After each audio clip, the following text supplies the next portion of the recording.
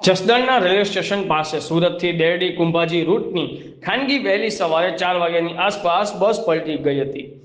Surat Derdi Kumbhaji route પર daily service Shaktidham નામની ખાનગી બસ ચાલે છે। બસમાં 22 લોકો સવાર હતા, જેમાં 11 લોકો ઈજાગ્રસ્ત થયા, જેઓને સારવાર અર્થે 108 મારફતે જસદણની સરકારી હોસ્પિટલ ખાતે ખસેડવામાં આવ્યા છે। બસના મુસાફરોના કહેવા મુજબ બસ ચાલક સ્પીડમાં બસ ચલાવતો હતો, ડ્રાઈવર બસ સ્પીડમાં ચલાવતો હતો અને બસના કાવા મારતો હતો। મુસાફરોએ ડ્રાઈવરને 3 થી 4 વખત ટકોર પણ કરી હતી।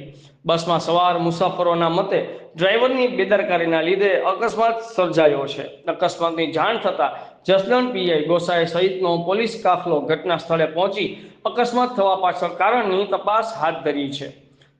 રિપોર્ટર વિશાલભાઈ ભુવા, આઝાદ મીડિયા લાઈવ, જસદણ।